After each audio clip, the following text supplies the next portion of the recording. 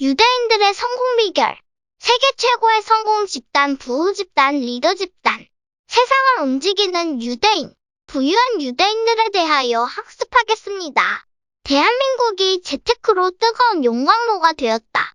나이가 많거나 적거나 모두 돈 굴리기에 여념이 없다. 포스트 코로나로 전 세계에 돈이 풀리고 있다. 유대인들의 철저한 경제관념과 행동 지침은 아주 좋은 길잡이가 될 것입니다. 유대인들은 돈이 얼마나 큰 힘을 갖고 있는지 알고 있다. 유대인의 역사는 고난의 역사로 대변된다. 우리의 역사 또한 그러하다.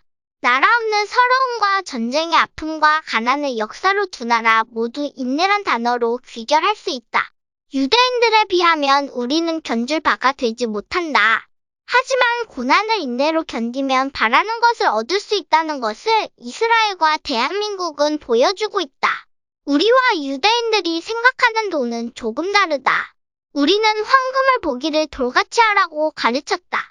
그러나 유대인들은 돈을 믿고 의지할 친구와 같다 하여 귀하게 여겨 귀한 손님 대하듯 하였다. 우리에게도 티끌 모아 태산이란 말도 있다. 돈은 누구에게나 꼭 필요하다. 우리의 문화에서는 돈에 대하여 속으로는 좋아하면서 그 마음을 숨기며 살아간다. 돈은 권력이다.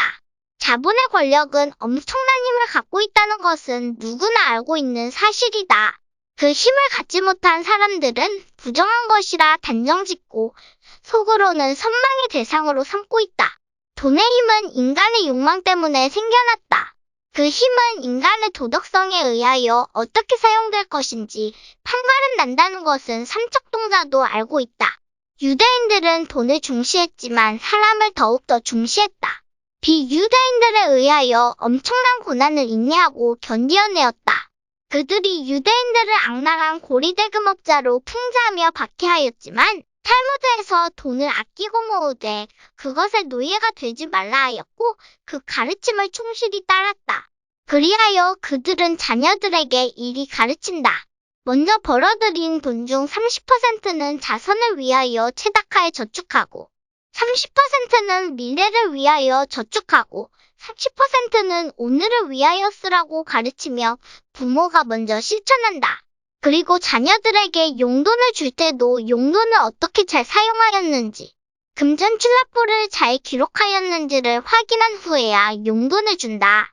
그들은 기금을 조성하여 빈곤한 이웃을 돕고 의료품을 지원하는 등 자선을 베풀어왔다. 자녀들을 자선 행사에 꼭 함께 데려간다.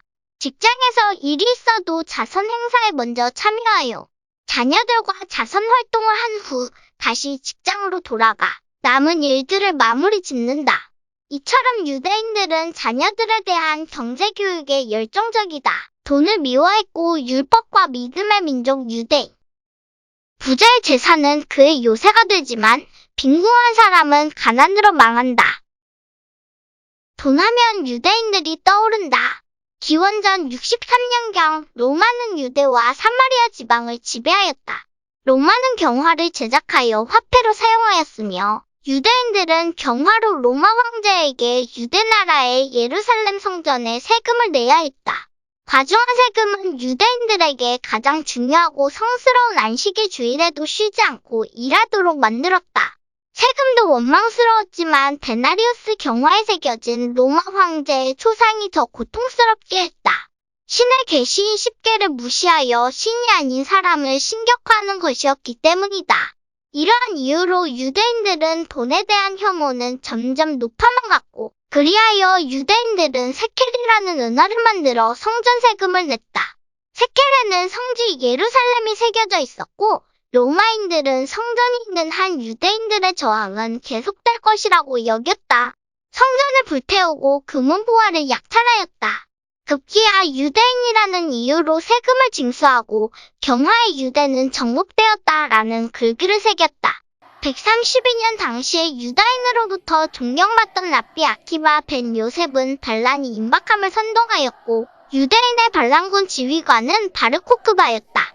로마는 바르코크바와 결전을 치르기 위하여 모든 전쟁을 중단하고 2년에 걸쳐 유대인들과 전면전을 치렀다. 바르코크바는 2년에 걸쳐 갈릴리 지방, 마사다에서 항전을 하지만 135년 바르코크반을 살해되고 전쟁이 끝났다. 유대인들은 노예로 말보다 싼 값에 팔려갔다. 이때부터 팔레스타인들이 들어와 살게 되었고 예루살렘은 다시 철저하게 파괴되었다. 14대 로마 황제 아들이 아누스는 모든 유대인을 예루살렘에서 추방하였고 출입이 금지되었다. 할례와 예배도 드릴 수 없게 되었고 이 전쟁으로 인하여 로마 제국도 쇠락의 길로 접어들게 되었다. 유대인들의 디아스포라 이사는 더욱더 확산이 되었으며 이후로 거의 2000년 동안 유대 지역은 유대인의 종교적, 정치적, 문화적 중심지가 될 수 없었다. 유대인들이 돈을 중시 여겼지만 사람을 더 중시한 이유는 토라와 그들의 교사인 랍비의 가르침에 근거를 둔다. 율법을 잘 따르면 구원될 수 있다는 믿음으로 박해가 더 거세질수록 더 열심히 율법을 지키며 살았다. 잠언 10장 15에서 16절의 부자의 재산은 그의 요새가 되지만 빈궁한 사람은 가난으로 망한다. 착한 사람은 복된 삶을 상으로 받지만 나쁜 사람은 죄밖에 받을 것이 없다. 이는 유대인들의 살아갈 방향을 제시하고 있다. 그들은 끊임없이 현실을 이겨내기 위하여 신의 말씀인 율법을 지키기 위하여 노력하였다. 이러한 노력은 유대인들의 머리를 명석하게 하여 아주 특별한 민족으로 만들어 주었다.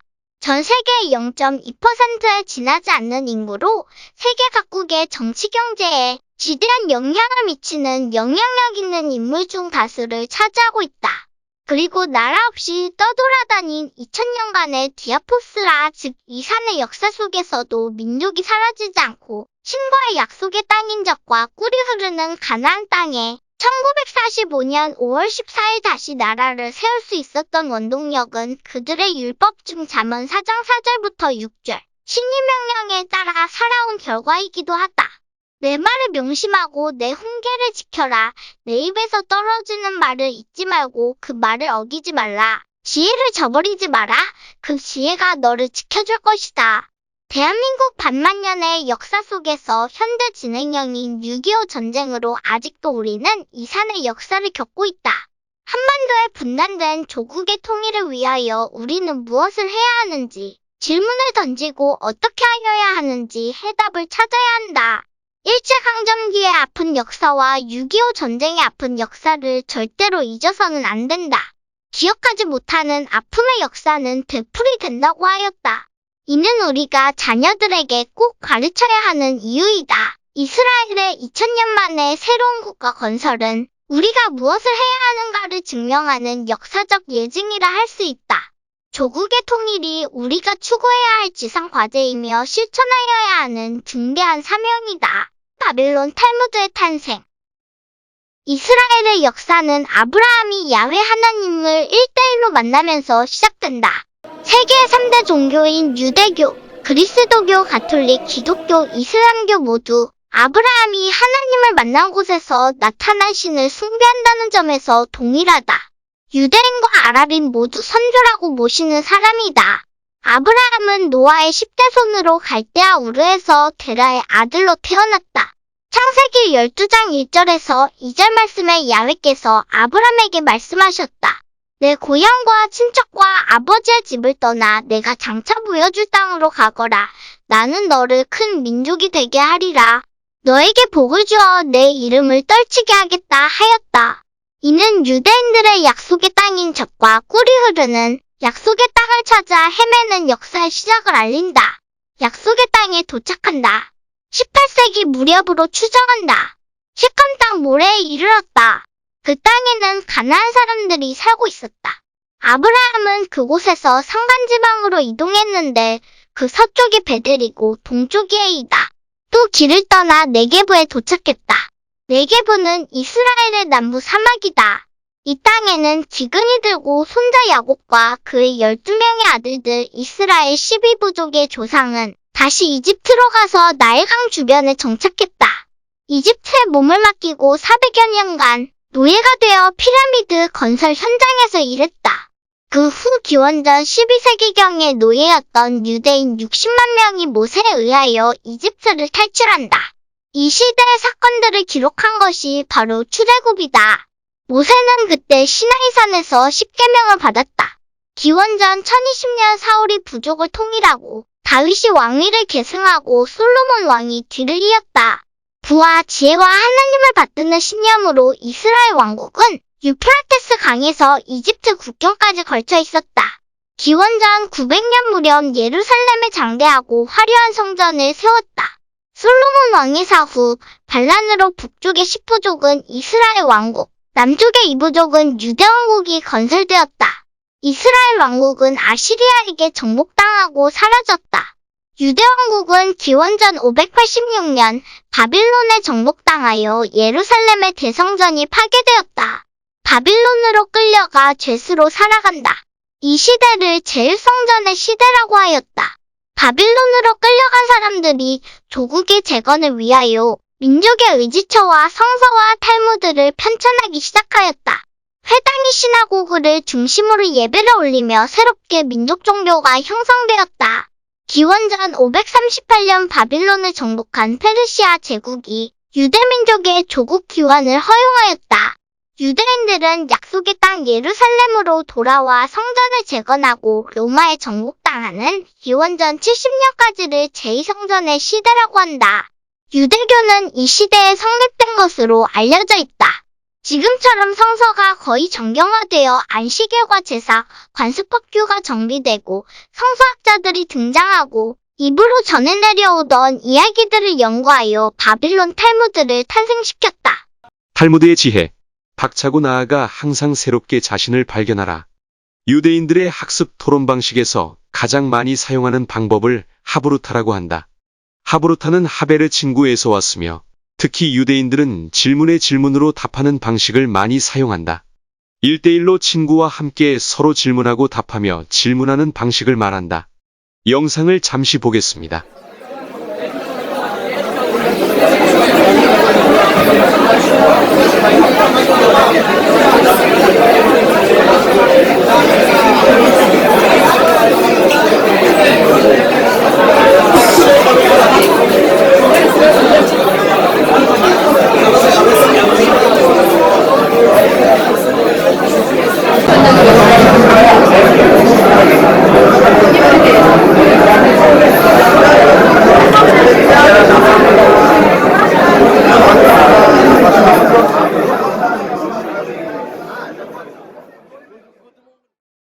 이러한 질문에 질문으로 답하는 방식은 아리스토텔레스의 수사학의 60가지 기술 중 3권 18장 반문에 해당한다.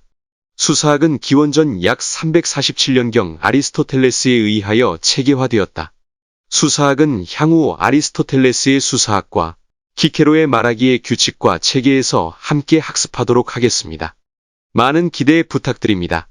만약 당신이 유대인에게 다음과 같은 질문을 하였다면 당신은 인생을 무엇이라 생각하십니까?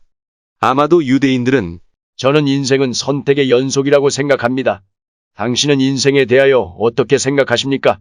라고 반문하였을 것이다. 그리고 항상 자신에게 질문한다. 어떻게 할 것인가? 어떻게 이렇게 생각하고 판결하였을까? 이렇게 하는 것이 타당한가? 라며 끝없이 질문을 하고 답하고 질문하는 것이다. 이는 바로 자신과의 하브루타이다. 그리고 친구에게 너는 어떻게 생각해? 라고 질문하여 배우려 할 것이다. 아브라함이 받은 신으로부터의 레하레하. 뿌리치고 가라는 명령을 받고 모든 것을 버리고 새로운 땅을 찾아 나선다. 이는 우리가 살아가면서 언젠가는 자신을 완전히 180도로 바꾸지 않으면 안 될 때가 오기 때문이다. 자신과의 하브루타를 통하여 새롭게 나아가기 위하여 인지의 재구성을 하고 동료와의 하브루타를 통하여 더 넓은 세상으로의 나아감을 이야기한다. 이것은 몸은 같이 있어도 전혀 다른 세계, 완전히 다른 세상이 열리기 때문이다. 하브루타는 그러한 새로운 정신 세계로의 길을 열어준다. 탈무드에서 제시하는 다양한 지혜들을 읽고 하브루타하며 어떻게 살아갈 것인가에 대하여 질문하며 그 해답을 찾아 떠난다. 이것이 그들의 성공 비결 중 하나라 할 수 있다. 유대인들의 특별한 사고. 유대인들은 자기 자신들을 특별한 사람이 아니라 선택된 사람이라고 한다. 성서에서 그들을 안세그라 바로 소중하게 다룬 보배와 같은 백성으로 해석한다. 특히 유대인들은 자신들의 종교가 특별하거나 뛰어나다고 생각하지 않는다. 그리스도교도들에게는 그리스도교와 이슬람교도들에게는 이슬람교가 최고의 특별하고 뛰어난 종교이기 때문이다. 즉, 자신이 믿고 있는 종교가 바로 특별하며 뛰어난 종교인 것이다. 유대인들은 끝없이 하브루타한다.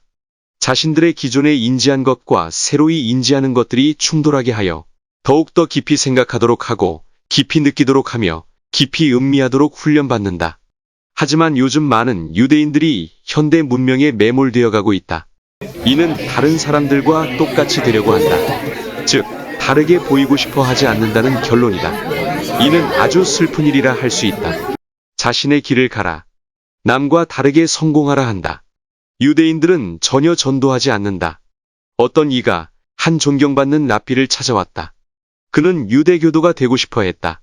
랍비는 그에게 유대교도가 되는 것이 얼마나 어려운 일인지 알고 왔습니까? 왜? 유대교도가 되려 합니까? 해야 할 일들이 아주 많습니다. 유대교도가 되지 않아도 아주 멋진 삶을 살아갈 수 있습니다. 하고 설득을 했다. 선한 랍비는 물었다. 당신은 어떤 종교에 몸담고 있습니까? 혹시 그리스도교라면 더욱더 그리스도교에, 불교라면 더욱더 불교에 대하여 배우고 학습하며 간절하게 추구하며 갈구하는 것이 어떻습니까? 달라이라마는 자신의 우물을 파시오 라고 했다. 즉, 자신이 온 곳으로 돌아가 그곳에서 영혼을 발견하라는 것이다. 이는 종교적인 신념이나 귀의뿐만 아니라 우리의 삶에서도 적용이 된다. 여기저기 기웃거리면서 시간을 소비하는 것은 정말 어리석은 짓이다. 자신의 전문성을 기르기 위하여 학습하고 배우며 실적을 쌓고 그러한 시간이 흐르면서 실적들은 바로 업적이 되며 비로소 자신의 명성과 명예를 얻고 부를 얻을 수 있다는 것이다. 항상 자신과 하브루타 하라. 자신에게 질문을 던지라. 질문이 답이다. 어떻게 살아가지? 매일 자신에게로 나아가라. 탈무드의 지혜는 바로 항상 배우는 자세로 삶을 살아가라는 것이 아닐까. 유대인들은 자녀들에게 배움이 꿀처럼 달달하고 가르친다.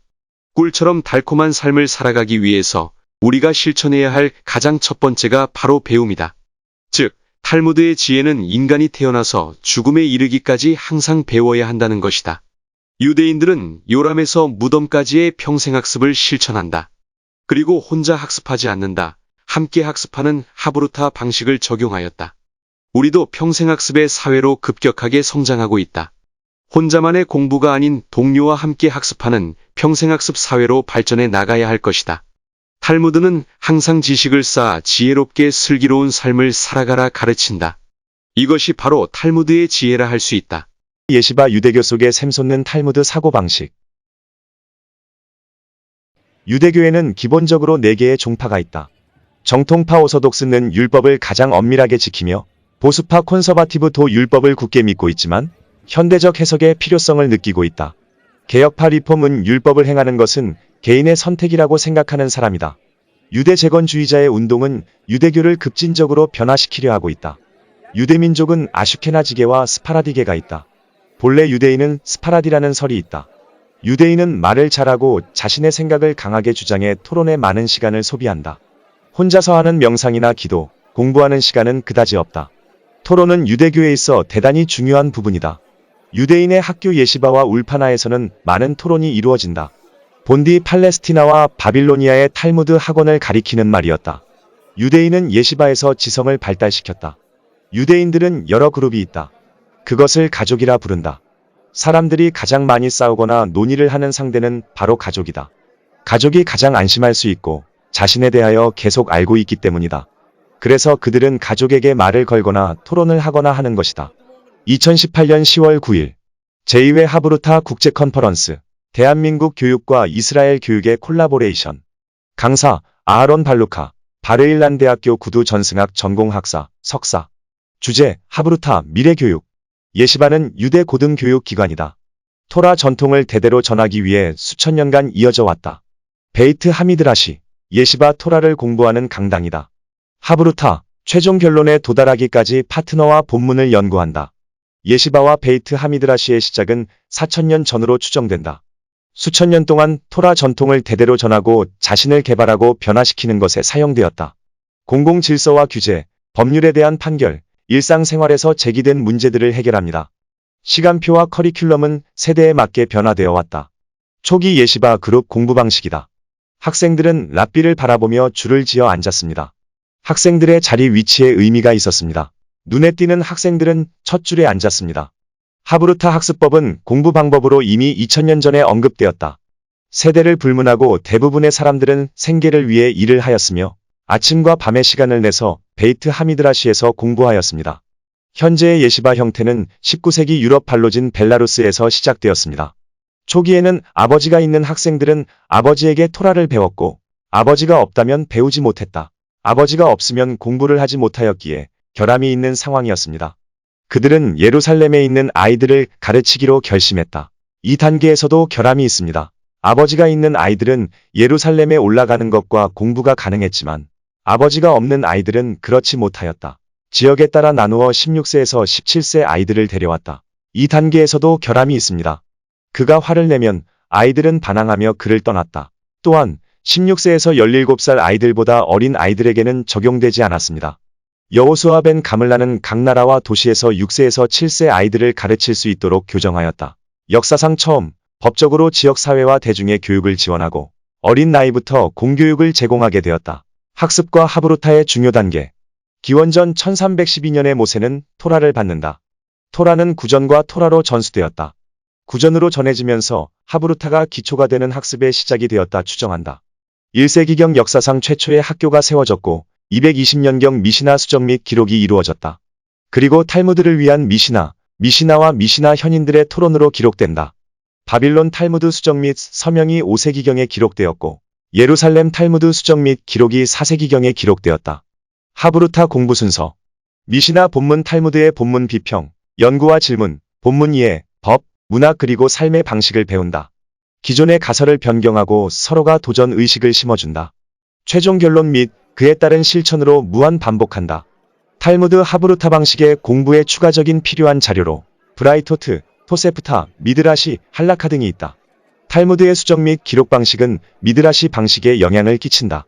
여러 세대 동안 결론이 도출될 때까지 질문과 대답, 협의, 토론 등이 이루어진다. 하브루타 방식의 장점과 독특함. 하브루타의 역할은 영향을 주고, 분명히 하고, 명확히 하고, 지식을 강화하고, 수정한다. 연구 기법으로 2명의 학생들이 상대방을 돕는다. 하브루타 과정은 논리적 사고가 필요하며 본문에 대하여 전제, 질문, 토론, 결론으로 고도의 자기 훈련이 필요하다. 훈련의 어려움이 해결책이 된다. 대인 관계 향상을 위한 삶의 방식, 상담 능력, 관계 형성, 자기개발 등에 도움이 된다. 들어주셔서 고맙습니다. 2018년 10월 9일 제2회 하브루타 국제 컨퍼런스 대한민국 교육과 이스라엘 교육의 콜라보레이션 강사 이스라엘 예루살렘 히브리 대학교 로니 골드슈타인 성서학 교수 주제 하브루타 방법 둘이 하나보다 더 나으니 이는 그들이 그들의 수고에 대한 좋은 상을 가짐이라. 이는 그들이 넘어지면 하나가 그의 동료를 일으켜 세울 것임이라. 그러나 혼자 있는 자가 넘어지면 그에게 화로다.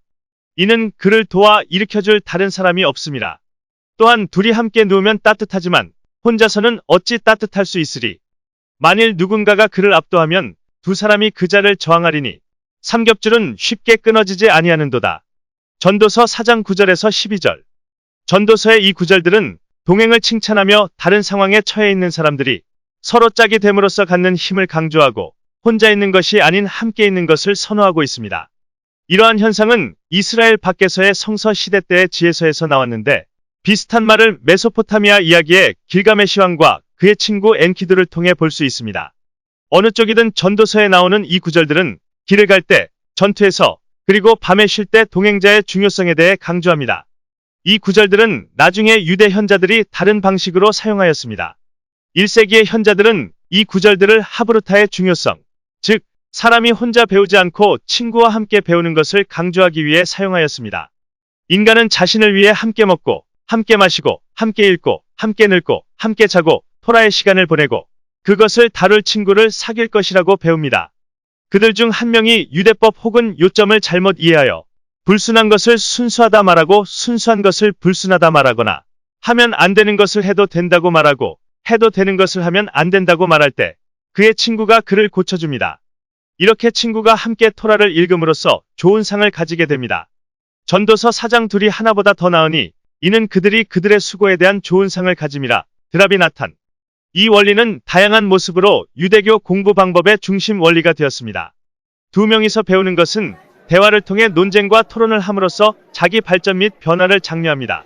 혼자서 하는 명상적 학습의 개념과 달리 유대 현자들은 동료와의 배움, 즉 하브루타를 추구하였으며 더 많은 동료들과의 배움 또한 장려했습니다. 동료 학습의 중요성을 강조하기 위해 현자들은 다양한 모습들을 말하고 있습니다. 두 가지의 예를 들어보도록 하겠습니다. 예레미야 23장 29절 주가 말하노라 내 말이 불같지 아니하냐? 에서 왜 토라를 불에 비유를 한 것일까요? 불이 혼자 탈 수 없듯이 토라 또한 혼자 존재할 수 없기 때문입니다. 바빌로니아 탈무드 기원전 3세기의 유대인 현자였던 랍비 시므온 벤 라키슈와 그의 친구 랍비 요하난의 이야기로 마무리를 하려고 합니다. 이 이야기에 따르면 그의 친구가 죽은 이후 한 학생이 그와 함께 공부하기 위하여 옵니다. 그 학생은 많은 것을 알고 있던 현명한 사람임에도 랍비 요하난은 친구의 부재를 느꼈습니다. 사람들이 그에게 이유를 물을 때면 그는 공부를 같이 하는 새로운 하브루타 친구가 자신이 어떠한 말을 할 때면 그를 붙잡고 자신이 얼마나 옳은지에 대해서 설명했다고 대답했습니다. 죽은 친구 랍비 시므온 벤 라키슈와 달리 그는 모든 것에 있어 반대 의견을 내며 그가 옳다고 설명하였다. 이 이야기에 따르면 학습은 끊임없이 대화하며 서로의 의견을 교환하여 정돈된 방식으로 서로의 실수를 바로잡는 것입니다. 이 이야기에서 랍비 요하난은 항상 서로 배우는 자세로 하브루타 방식으로 공부했던 친구의 죽음을 애도하다 결국 그 슬픔으로 죽음에 이르게 되었습니다. 탈무드를 가르치는 선생님 랍비들의 하브루타 사고, 유대인의 역사는 고난의 역사이다. 기원전 70년 로마에 의하여 예루살렘 제1성전이 파괴되고 제2성전 시대도 막을 내린다. 유대인들은 국가를 잃게 되었고 세계로 흩어지는 디아스포라, 즉 이산의 역사가 시작되었다. 2000년간 유대인들에 대한 탄압이 이루어졌다. 로마의 탄압과 중세 십자군 전쟁. 1614년 8월 22일 프랑크푸르트 한마인 유대인 게토에서 발생한 포그롬 대학살 사건, 그리고 나치의 홀로코스트까지의 박해와 고난의 연속이었다. 하지만 그들은 자신들의 정체성을 2000년간 유지하고 다시 나라를 세우는 인류 역사상 가장 경이로운 기적을 일으켰다. 이러한 기적이 가능했던 것은 기원전 70에서 500년경 미슈나 탈무드 시대에 태어난 유대인 현인들, 즉 랍비라 할 수 있다. 유대인들은 3대 명절인 무교절과 맥투절, 수강절에 성전에 바칠 복납물을 매년 헌상하는 현금을 보냈다. 유대인들의 정신적 기둥인 성전이 무너진 이후 이 성전을 대신한 것이 바로 랍비 유대인의 스승들이었다. 그들은 유대교의 새로운 기반을 확립하였고 랍비 유대교가 시작되었다. 그들은 구전 율법이라는 유대교의 전승이자 그것을 편찬하여 그 전승을 바탕으로 유대교를 체계화하였다. 랍비들은 한 가지 견해만 취하지 않고 다양한 관점에서 견해를 통합하는 사고를 추구하였다. 한국인들은 한 가지의 관점에서 사물을 보는 경향이 강하다. 유대인들은 항상 두 가지 사고의 극을 의식하며 사고를 진행한다. 그러한 사고방식이 바로 하브루타다. 같은 상황이나 사물을 보더라도 여러 각도에서 볼 수 있듯이 랍비들은 항상 몇 가지로 해석할 수 있었다. 다른 방향에서 보는 것이 결코 틀리거나 잘못된 것이 아니라는 것을 알고 있었기 때문이다. 그들은 끊임없이 양극성을 의식하며 사용해온 것이다. 이는 산마이 학파와 힐렐 학파의 예로 알 수 있다. 탈무드 에르빈 13비 기술 내용이다. 3년 동안 두 학파는 논쟁하였다. 산마이 학파는 율법은 우리의 견해에 따라야 한다고 주장하였다. 힐렐 학파도 똑같이 주장하였다. 신의 목소리가 들렸다. 이것도 저것도 살아있는 신의 말씀이니 이는 랍비들의 진리에 대한 상대성을 인정한 것이다. 하나의 질문에 복수의 바른 답이 존재할 수 있다는 것을 숙지하고 있었기 때문이다. 이러한 것은 유대인들의 배움에 있어 어느 쪽이 옳고 틀렸는가를 묻지 않는다. 각각의 견해가 어떻게 올바르게 고찰하는 것인가에 논쟁의 목적을 두었다. 한 건축가가 바른 배움을 요구했다. 랍비는 그를 그 학파에서 내쫓는다. 이유는 배움의 자세를 가르쳐주기 위한 것이었다. 집을 짓기 위해서는 기초부터 하나하나 정밀하게 조금의 오차도 없이 쌓아야 하기 때문이다. 이는 무엇을 배운다는 자의 기본 자세인 것이다. 2세기 초 로마의 황제 하드리아누스는 유대교의 활동을 일절 금지하였다. 발견되면 사형에 처했다. 하지만 랍비 아키바는 계속하여 제자들을 가르쳤다. 걱정한 제자들이 중단할 것을 제안했다. 아키바는 제자들에게 다음의 이야기를 들려주었다. 어느 날 여우가 강변을 걷고 있었다. 물고기 떼가 어부의 거물에서 도망치려고 필사적인 노력을 하고 있었다. 여우가 물었다. 물고기들아, 땅 위로 올라오면 되잖아. 그럼 아무것도 겁내지 않고 살아갈 수 있잖아. 물고기들이 대답했다. 여우야, 너는 꾀가 많다고 들었는데 알고 보니 정말 바보 같구나. 우리는 땅 위로 올라가면 한시도 살 수 없단다. 유대 3대 명절 중 하나인 과월제의 만찬에서 있었던 일이다. 한 현자가 쓰러져 정신을 잃었다. 그때 시중 들던 사람이 그의 귀에 대고 작은 목소리로 이야기한다. 너의 뜻에 반해도. 그러자 이 현자는 숨을 쉬며 일어났고 만찬은 계속되었다고 한다. 텔아비브 대학교 샤피라 교수는 이 사건은 인간의 삶에 대한 인간관에 대한 견해를 잘 보여준다고 했다. 시중 드는 사람이 속삭인 것은 미슈나 아보트의 4장 22절 9절이다. 너의 뜻에 반해도 너는 살고 너의 뜻에 반해도 너는 죽는다. 이 구절은 인간이 원하든 원하지 않든 지상의 생을 받은 이상 계속 살지 않으면 안 된다라는 내용이다. 이는 자신의 삶이 아무리 어렵고 곤란으로 가득 차 마음에 들지 않는다고 영혼의 세계가 마음에 들어 도피해서는 안 된다는 말이다. 인생이 어려움으로 가득 차 자신이 나쁜 충동의 포로가 될 것 같아도 그와 맞서 싸우지 않으면 안 된다. 그것이 바로 인간의 위대함이기 때문이다. 그것이 인간과 천사와의 차이이기 때문이다. 천사는 나쁜 충동이 없기 때문이다. 레비기라바 26장 5절 내용이다. 이는 인간의 위대함은 바깥의 업적 이상으로 내면의 욕망과 어떻게 싸웠는가에 의해 결정되어진다. 유대 현자는 다음과 같이 가르친다. 용기 있는 사람은 누구인가? 나의 충동을 정복하는 자이다. 미슈나 아보트 4장 1절 내용이다. 인간을 영혼과 육체로 나뉘는 것은 그리스의 사상이다. 여기서 나쁜 충동은 육체로 본다. 허영심, 분노, 강요, 집착, 질투들을 말한다. 유대인들의 사상은 육체적 욕구를 멸시하거나 육체를 비하하여 금욕주의로 내닫지 않는다. 유대인들은 영혼과 육체를 대립하는 것이 아니라 하나로 본다. 즉, 영혼이 주이고 육체는 종으로 보고 있다. 그리하여 영혼이 주가 되어 육체를 따르게 할 때까지 영혼을 발달시켜야 한다 라고 주장한다. 또 영혼이 강하면 육체도 기꺼이 조화를 이룬 삶을 살아갈 수 있다 라고 주장한다. 구전율법의 가르침을 편찬하기 시작한 것은 랍비 아키바이다. 그리고 랍비 메일 등이 이어받았고 135년경부터 220년경까지 랍비 유다 하나시가 완성시킨 것이 바로 미슈나이다. 미슈나는 복창하는 것, 반복하는 것이라 해석된다. 구전율법을 배우는 방법을 의미한다. 또 구전율법을 전승한다는 뜻도 갖고 있다. 미슈나는 제라임 씨앗, 모에드 절기, 나심 여인들, 내지킨 손해, 호다심 성스러운 것, 토오로트 정결의식으로 6편으로 기록되었고 이를 64망으로 나누어 기록하였다. 미슈나는 일부로 전승되어 오다가 6세기경 게오님 시대부터 공식적으로 문서화되었다. 6세기 들어서 문서화한 이유는 랍비들이 더 잘 알았기 때문이다. 구전을 통해 배우는 것의 장점은 책을 읽어 배우는 것과는 달리 학생들이 확실히 이해했는지 확인할 수 있다. 스승이 제자에게 전해야 할 가르침을 강의하고 다음에 제자가 스승 앞에서 자기의 가르침을 복창한다. 그 설명을 들은 랍비는 제자가 어느 정도 이해했는지 확실히 알 수 있다. 제자가 잘못 해석한 경우 다시 한번 스승이 해설하고 제자가 확실히 체득할 때까지 몇 번이고 반복한다. 이렇게 하브루타 방식으로 수천 년을 이어 구전으로 전승되고 유대교의 진수는 몇백 년에 걸쳐 전달되어 온 것이다. 이 방식을 하브루타라고 한다. 탈무드를 확실히 습득한 유대인들의 머릿속에는 탈무드의 각 페이지가 영상처럼 빈틈없이 들어가 있다. 탈무드 공부는 어떤 고정된 텍스트를 전달하는 것이 아니라 오히려 그 내용의 전달에 있다. 즉, 정신을 전달하는 것이다. 구전율법 공부의 궁극적인 목적은 살아있는 유대교의 정신을 체득하는 것이다. 이처럼 하브루타는 유대인들의 공부하는 최고의 학습법이었다.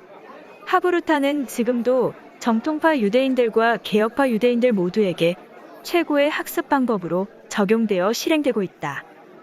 유대인들은 배우기를 좋아한다.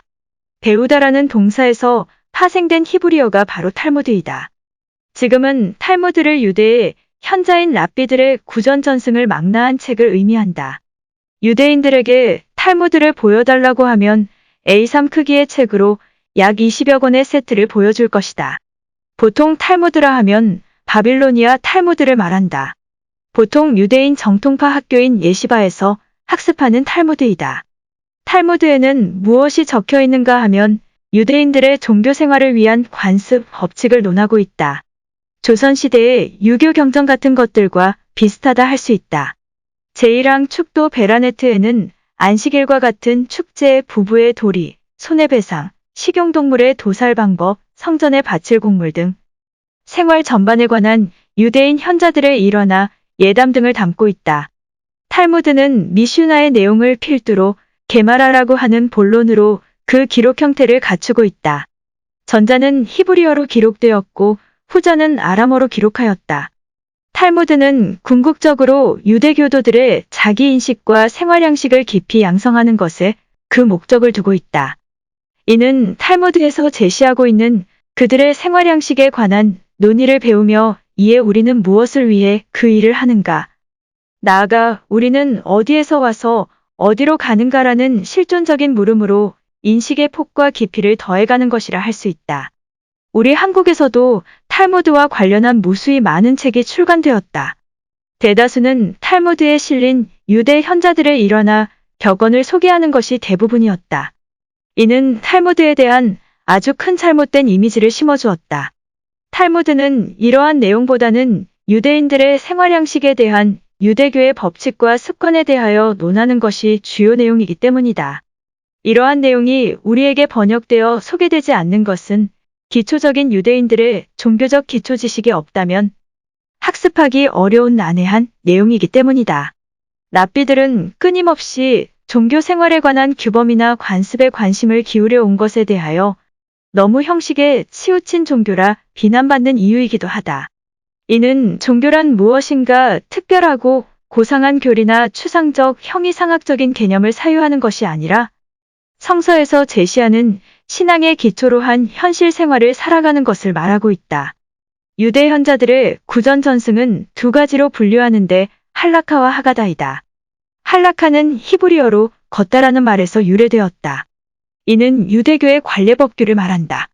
하가다는 말하다라는 말에 유래되었고 유대 현자들의 설화 혹은 일화를 말한다. 특히 할라카의 수많은 논제에 대하여 이해를 하기란 쉽지 않다.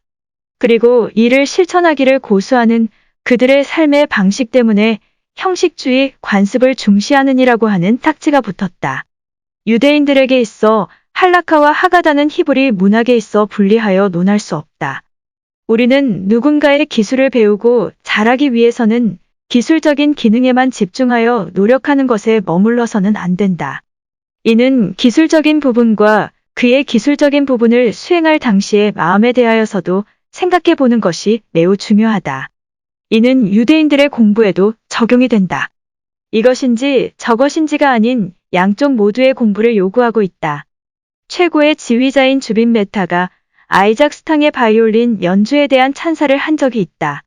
그의 테크닉은 너무나 절묘하여 그 뛰어남은 어떤 누구도 눈치챌 수 없다. 단지 듣기만 하면 된다. 그의 자세가 어떻고 다양한 기술들을 칭찬할 필요가 전혀 없다. 그의 음악 속에 모두 녹아있기 때문이다. 편안하고 무심한 듯 매우 자연스러움에서 천상의 소리를 전한다. 유대인들은 공부를 통하여 추구하는 것이 바로 이러한 경지에 오르는 것이라 할 수 있다. 유대인들은 탈무드를 비유대인에게 가르치기를 싫어한다.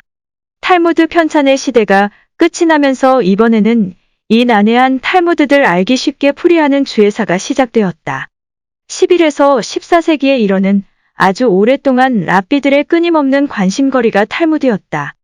이는 전 세계에 흩어져 살아가고 있는 유대인들의 정체성에 있어 원천이 탈무드라 생각했기 때문이다. 탈무드의 학습법은 결코 획일적인 것이 아니었다. 특히 동유럽에 정착한 아슈케나즈계 유대인과 서유럽 및 아프리카 지역에 정착한 스파라디계 유대인들의 탈무드를 공부한다는 것에 대한 인식은 완전히 달랐다. 아슈케나즈계를 대표하는 랍비라시 슬로모이츠하키 1040에서 1105는 그의 주해를 보고 탈무드를 공부하는 유대인들이 급격하게 증가하였다. 탈무드의 난해함에 일반인들이 학습하기가 불가능할 정도였다. 이에 라시는 초심자들도 쉽게 이해하고 활용할 수 있도록 주해를 집필한 결과이다. 라시의 학습법은 토라 공부 그 자체를 위해라는 개념이 전제되어 있다. 사랑하는 연인의 편지를 수도 없이 반복하여 읽고 또 읽는 것처럼 토라와 탈무드를 몇 번이고 읽고 또 읽으면서 공부하는 것을 신에 대한 사랑이라 표현하였다. 그리고 본문을 읽지 않으면 알 수 없고 본문을 읽는 자체에 의의를 두고 학습에 있어 도움은 줄 수 있지만 요약하여 설명하지 않았다고 한다. 아슈케나즈계의 랍비들은 과정을 중요하게 여기는 학습 방법이라 할 수 있다. 라베이로 하나네를 비롯하여 스파라디계 유대인들은 결과에 더 중점을 두었다. 그들은 실천적 의미를 중요하게 여겼고 학습에서 어떤 결론을 얻는 것을 가장 중요하게 여겼다. 그리고 그의 주에는 본문이 없이 해석만 있다. 즉 본문이 없어도 해석만으로도 학습할 수 있었다. 이러한 방식은 영화를 요약하여 알기 쉽게 미리 알려주는 스포일러와 같다 할 수 있다. 이 방법은 본문을 반복하여 소리내어 읽고 기억하고 토론을 통하여 텍스트가 아닌 의미를 알고 실천하는 하브루타 학습법을 전 세계 유대인에게 뼛속 깊이 각인시키는 역할을 하였다. 어떤 학자들은 성공한 무신론자, 개혁파 혹은 개종한 유대인들인 아인슈타인, 스티브 스필버그, 세르게이 브린, 레리 페이지, 마크 저커버그, 더스틴 모스코비츠 등 많은 개혁파 유대인들은 하브루타로 공부하지 않았다고 주장하고 있다. 맞는 말이라 할 수 있다. 하지만 그들은 초정통파 유대인들처럼 예시바에서 하루 종일 토라와 탈무드를 공부하기 위하여 하브루타 하지 않았다. 하지만 그들은 오랜 세월 동안 그들의 조상들이 정체성을 지키기 위하여 실천하여 온 토라와 탈무드의 학습을 하기 위하여 사용한 하브루타 방식의 학습법은 무신론자로서의 유대인이었지만 모든 학습과 삶에 자연스럽게 적용되었으리라 본다. 이는 한국인들의 자녀들에 대한 사랑과 교육열 그리고 창의적이고 부지런함의 대명사인 빨리빨리 문화가 쉬 사라지지 않는 것과 같은 것이다. 빌린 삶은 달걀. 다윗은 유대인의 역사상 가장 위대한 왕이다. 다윗은 사랑받은 자란 뜻이다. 이새의 8아들 중 막내로 태어났다. 하느님께서 그의 영혼을 창조하셨을 때 하느님은 그의 영혼의 새들의 노랫소리와 나뭇잎 사이로 부드러운 바람이 스치는 소리를 불어넣었고 시냇물이 졸졸 흐르는 소리, 하느님께 기도 드리는 사람들의 선율을 가미했다. 다윗의 마음속에는 노래가 가득했고 성인이 되었을 때는 창조주를 찬양하는 노래를 불렀다. 침대 위에 걸려있는 하프의 곡조에 따라 그는 노래했다. 하프의 혀는 한밤중에 북쪽에서 불어오는 바람의 숨결 같았다. 그는 또한 현명하고 위대한 군인이었다. 다윗은 고대 이스라엘의 제2대 왕으로 제사제도와 유대교를 예루살렘을 중심으로 확립하였다. 초대 왕 사울이 소년 시절부터 힘이 장사며 전사로의 자질을 갖추었던 다윗을 데려와 후계자로 삼았다. 거인 골리앗에게 돌팔매를 던졌고 이마에 돌이 박혀 쓰러지자 그의 목을 베었다. 이 일로 다윗은 용맹을 떨치게 되었고 사울의 질투 대상이 되어 도망치게 된다. 사울이 죽고 BC1000년경 이스라엘의 왕으로 추대된다. 그가 통치하던 동안의 유대인들은 커다란 번영을 누렸다. 압살롬의 반란과 왕위 계승을 둘러싸고 왕자난으로 안팎으로 끊임없는 시련을 겪는다. 40년간의 통치를 끝으로 71세에 죽으면서 솔로몬에게 왕위를 물려준다. 다윗 왕과 솔로몬의 이야기이다. 어느 날 저녁 다윗의 군대가 전쟁 중 야영을 할 때 삶은 달걀을 저녁 식사로 병사들에게 배급했다. 병사들 가운데에는 점심을 조금밖에 먹지 못해 몹시 배가 고픈 젊은 근위병이 있었다. 그래서 그 근위병은 남보다 먼저 식사를 마쳤다. 다른 병사들이 앉아서 삶은 달걀을 먹기 시작하자 그 젊은 근위병은 옆에 앉은 다른 병사를 보고 말했다. 달걀 한 개만 빌려주겠소. 다름이 아니라 빈 접시로 있기가 멋쩍어 그럽니다. 꼭 한 개만 가져가시오. 병사는 그 근위병에게 말을 이었다.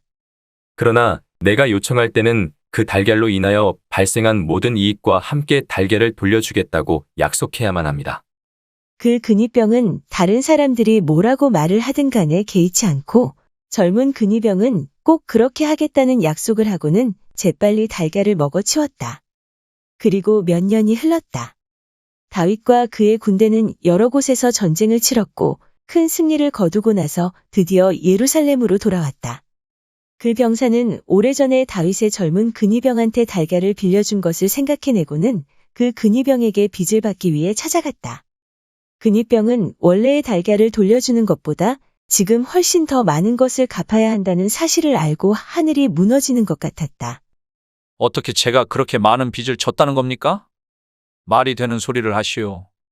근위병이 그 병사에게 따져 물었다. 좋소. 그럼 같이 한번 따져봅시다. 그 병사가 말했다. 1년이면 달걀 한 개가 병아리로 부화되어서 암탉이 됩니다. 다음 해에는 그 암탉이 달걀 18개를 낳는 것입니다. 그렇게 계속되는 것입니다. 시장에 함께 가서 암탉의 가격을 알아보면 당신이 저에게 갚아야 할 빚이 얼마나 되는지 계산할 수 있을 겁니다.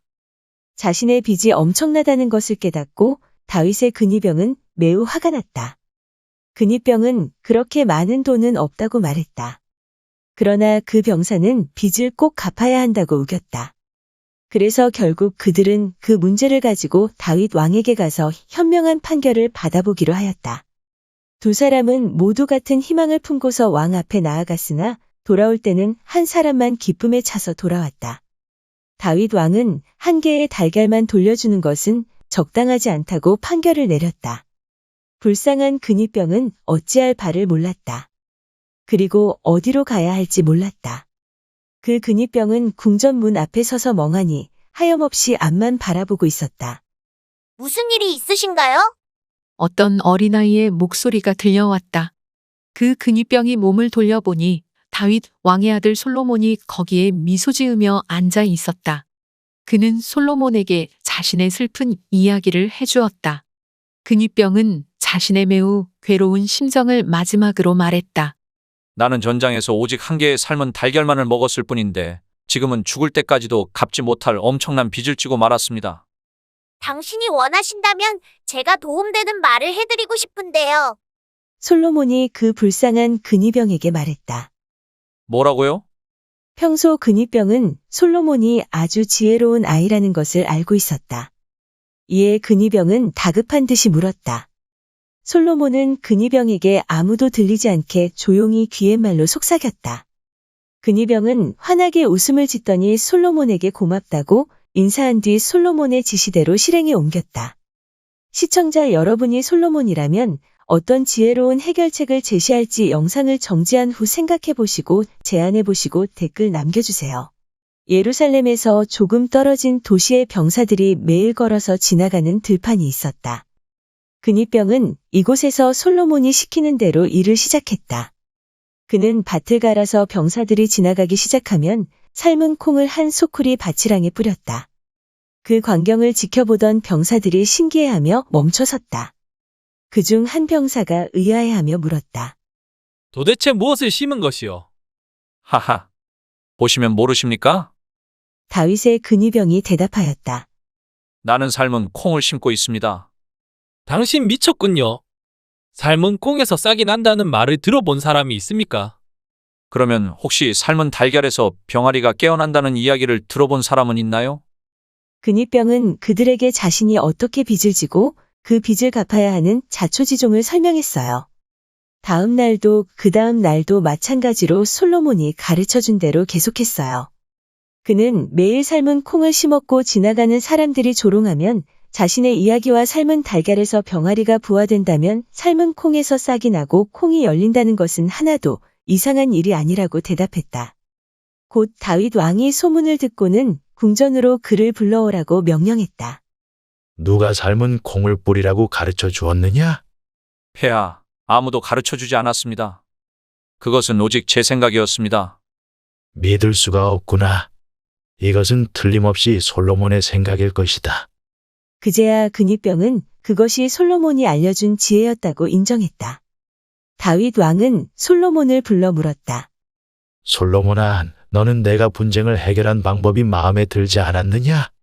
그렇다면 너라면 그 문제를 어떻게 판결하고 싶은 것이냐? 그러자 솔로몬이 다윗 왕에게 말했다. 왕이시여, 분명히 암탉을 알을 낳아 병아리를 부화시킬 수 있지만 삶은 달걀에서는 결코 병아리가 나올 수 없습니다. 다윗 왕이 솔로몬의 말을 듣고 그 근위병과 병사를 불러 지난번 판결을 다시 하였다. 삶은 달걀 한 개를 빌린 사람이라면 누구든지 삶은 달걀 한 개로만 갚는다. 라고 선포하였다.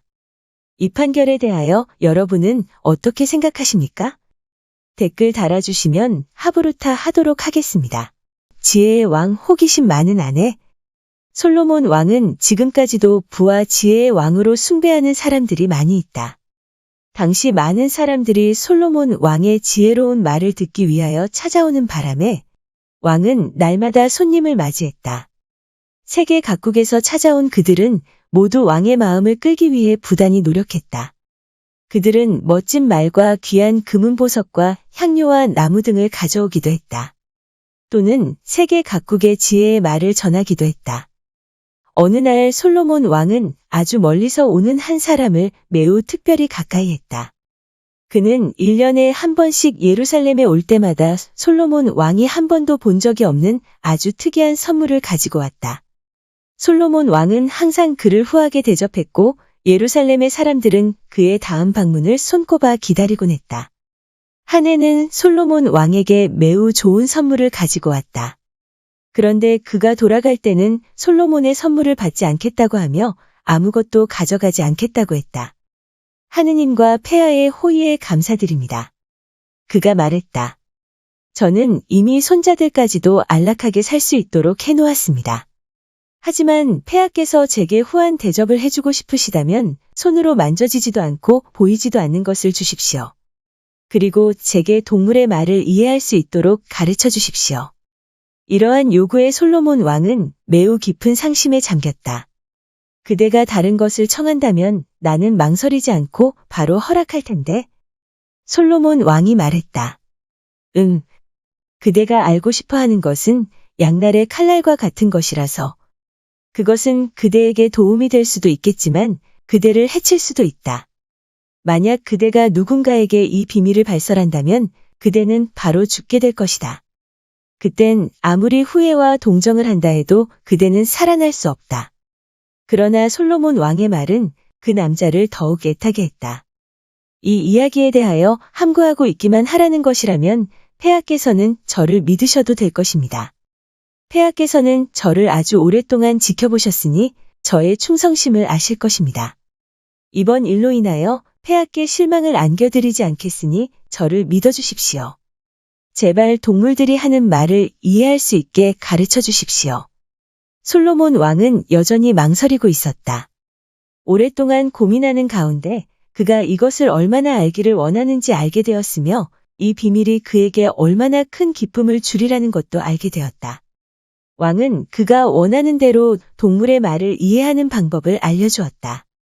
그 방문객은 집으로 돌아가는 도중에 이미 새들이 나무에서 나무로 날아가면서 하는 말을 알아들을 수 있었다. 아주 흡족하여 그는 무척 행복하였다.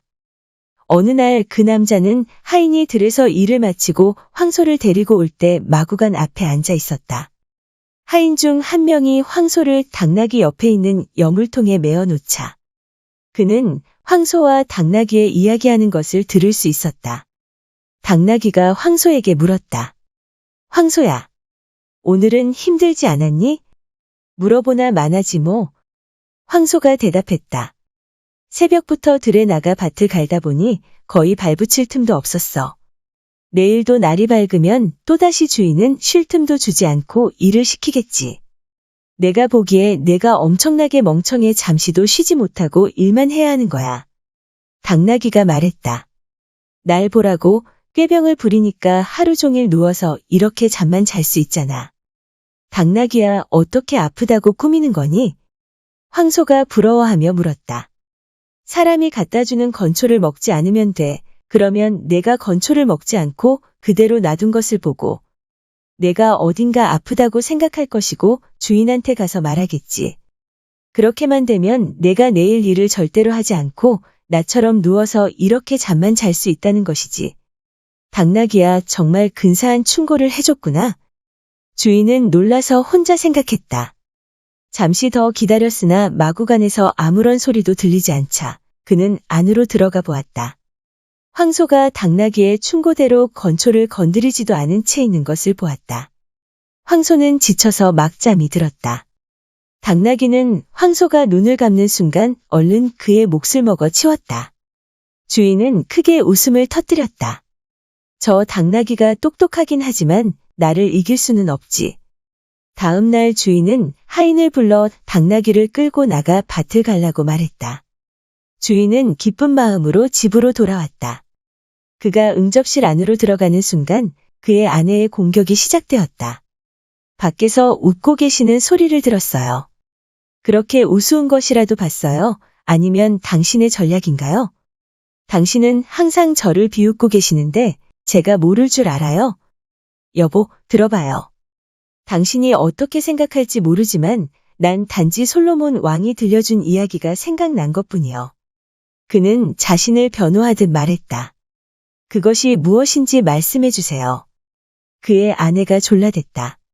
갑자기 공격을 받은 그는 아무것도 생각할 수 없었고 그의 아내는 계속 소리치기 시작했다.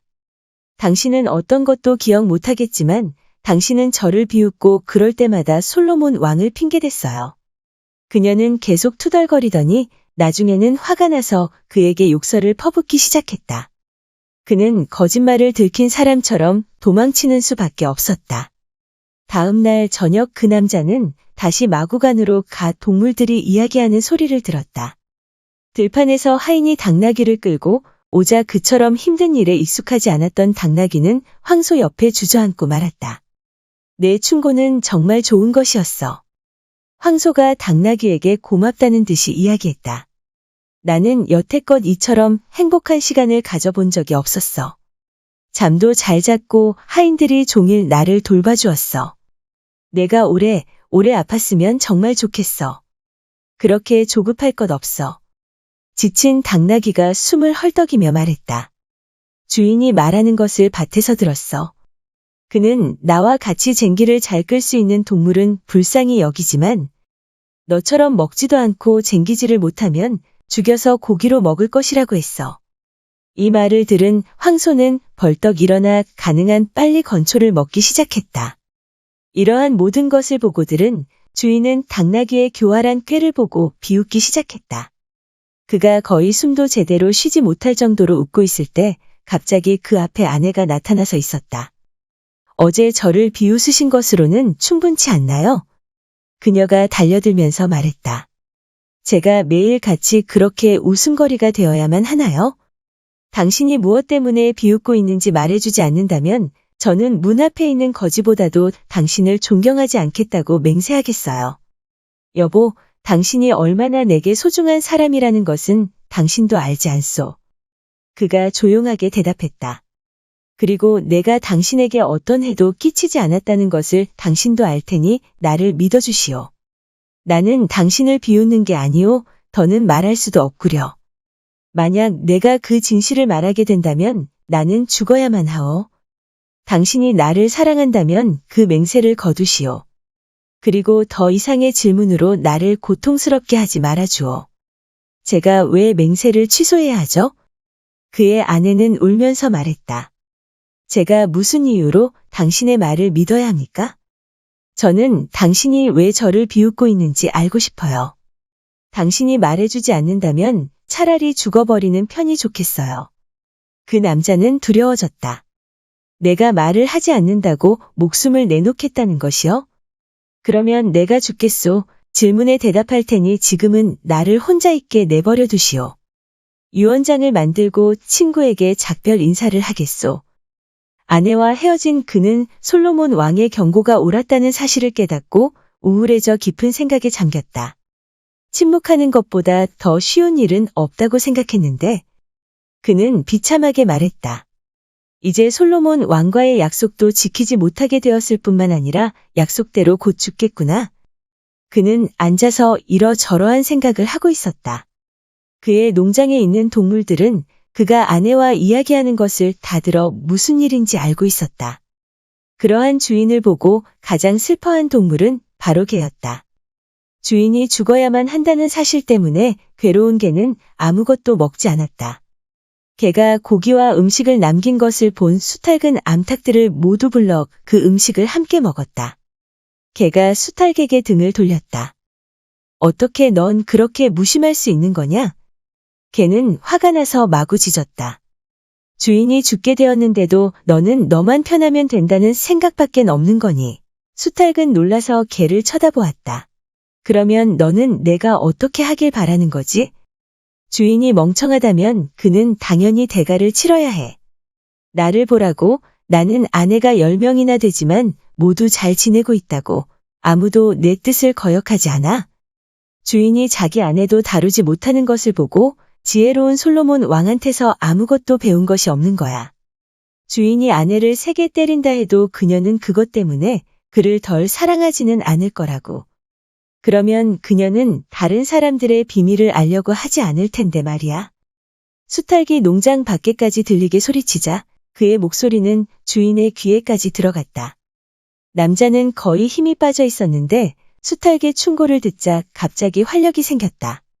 그는 집으로 달려가 수탉이 말한 대로 했다. 그 후 그는 아내와 다시는 다투지 않고 오랫동안 행복하게 살았다. 다음에 예루살렘을 방문한 그는 솔로몬 왕에게 모든 사실을 이야기했다. 당신은 아내의 호기심을 없애준 수탉에게 감사드려야 할 것이오. 이스라엘의 왕이 웃으면서 말했다.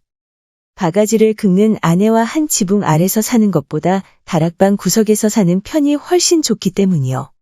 유대인처럼 교육하라. 하브루타. 유대인의 성공 비결. 자녀 교육법. 세계 최고의 성공 집단, 부호 집단, 리더 집단, 유대인들의 성공 비결. 제10회 솔로몬 지혜의 왕. 빵 3덩어리. 이 이야기는 우리에게 자선에 대하여 논하고 있다. 하지만 또 다른 뜻도 있다. 우리는 어떤 어려운 상황에서도 잘 헤쳐나아갈 방안을 제시하고 있다.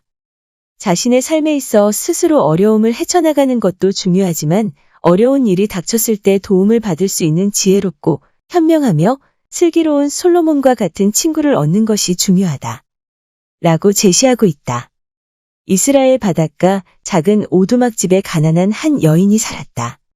오래전에 남편을 잃고 아이들은 성장하여 각자의 삶을 찾아 떠났다. 그 여인의 노후의 삶은 무의미하며 즐겁지 않았다. 그녀는 어부들의 어망을 종일 고쳐주고 큰돈은 아니지만 배고프지 않을 정도로 벌었다. 어부들이 태풍이나 추운 겨울 고기를 잡기 위해 바다로 나가지 않을 때 생활을 할 수 있도록 약간의 밀과 곡식을 저장할 수 있었다. 이러한 자신의 처지를 한탄하거나 불평을 하지 않았다.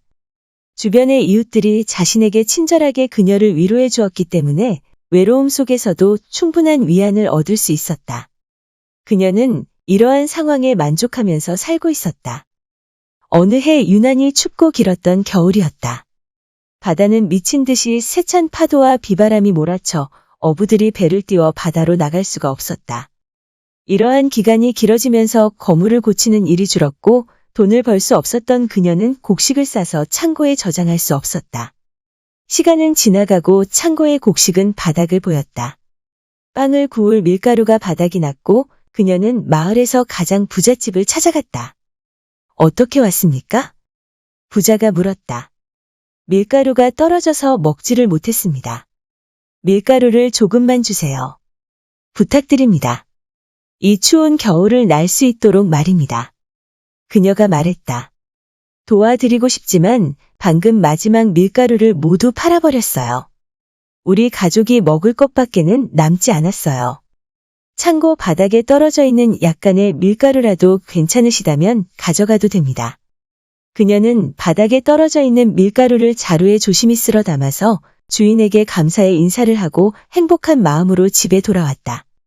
집에 도착한 그녀는 화덕에 불을 지피고 밀가루를 반죽하여 빵을 굽기 시작했다. 얼마 지나지 않아 황갈색의 빵 3덩어리를 꺼냈다.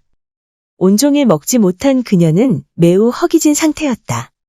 빵 한 덩어리를 집어들고 기도를 마치고 빵을 먹으려 할 때 낯선 사람이 문을 두드렸다. 밖은 아직도 비바람이 몰아치고 날은 어두워진 상태였다.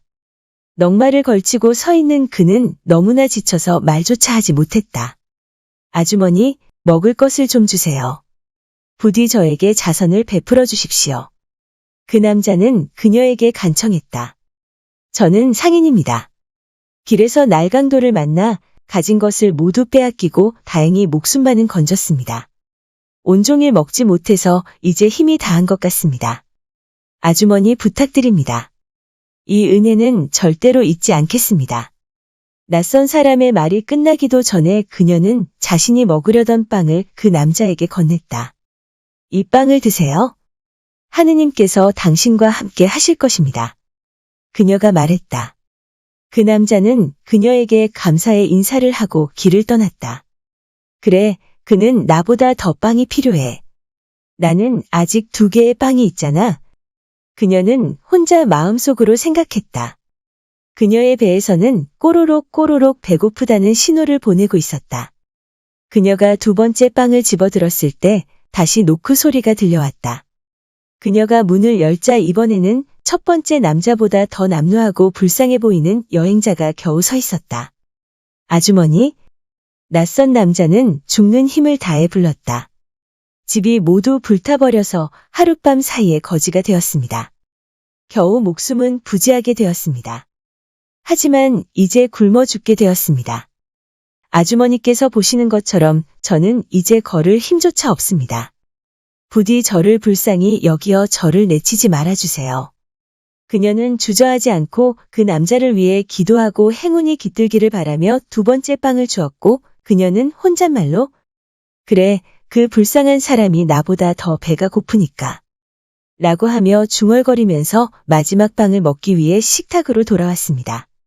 내가 빵을 3덩어리나 만들어서 정말로 다행이야. 그녀는 빵을 집어들고 나서 감사의 기도를 드리려는 순간 열린 창문으로 강한 바람이 들어와 순식간에 빵을 빼앗아 가버렸습니다. 바다가 빵이 왜 필요하냐? 라며 밤새 한잠도 못 잤습니다. 자신은 누구에게도 해를 끼치지 않았고 내가 왜 이런 일을 겪어야 하는지 이해할 수 없었습니다. 날은 밝아왔고 그녀는 현명한 솔로몬 왕에게 찾아가 바람을 고소하였습니다.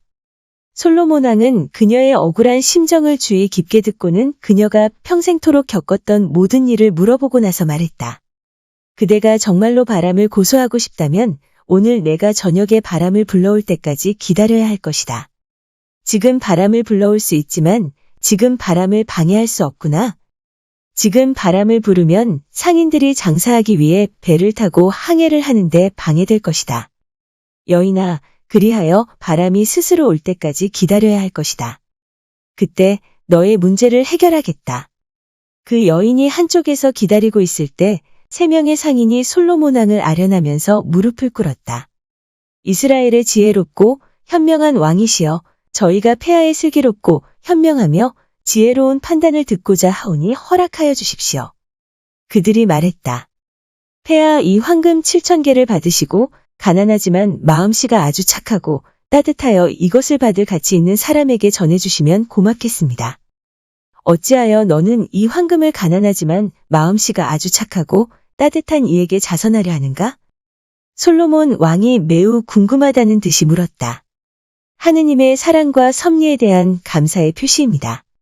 가장 나이 많은 상인이 대답하였다. 폐하께서 시간이 되신다면 제가 말씀을 드려도 되겠습니까?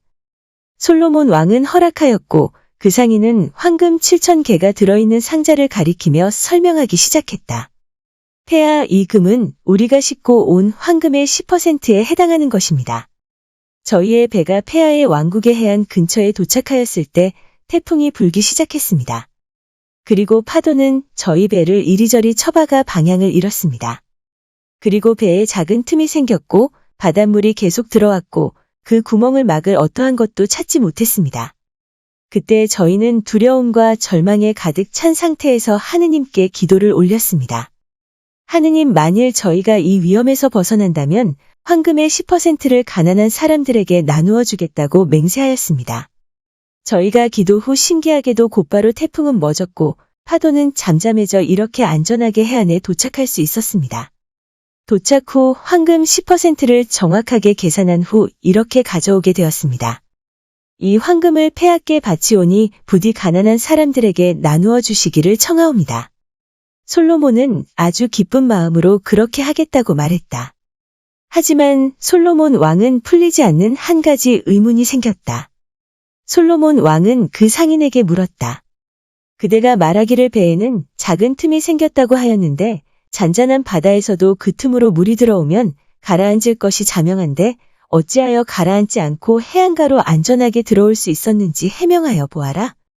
솔로몬 왕의 질문에 그 상인은 호주머니에 있던 물에 젖어 뭉그러진 빵 한 덩이를 보여주며 말했다. 이것이 바람에 갑자기 엄청난 속도로 날아와 배 옆에 있는 갈라진 틈을 메워주었기 때문입니다. 그리하여 우리는 살 수가 있었습니다. 이제 너희들을 도와준 그 빵의 주인을 만날 수 있겠구나. 솔로몬 왕은 웃으면서 그 여인을 쳐다보며 기뻐했습니다. 그대는 그대의 물건을 알아보겠느냐? 네, 맞아요. 바로 저 빵은 어제 바람이 저에게서 빼앗아간 것입니다. 그렇다면 7,000개의 황금은 바로 너의 것이다. 하느님께서는 너의 자비로운 마음과 이웃을 사랑하고 나눌 줄 아는 선함을 잊지 않으시고 바람을 시켜 너의 그 고난에서 벗어날 수 있도록 도운 것이다. 너는 바람이 한 행동에 대하여 고소하였지만 너의 불행이 행운으로 바뀌었구나. 너는 이제 다시는 굶주린 삶을 살지 않아도 되겠구나. 하며 기뻐하였다. 들어주셔서 감사합니다. 다음은 제11회 유대인들의 상술 유대상인 현명한 아들이 방송됩니다. 많은 기대와 시청 부탁드립니다.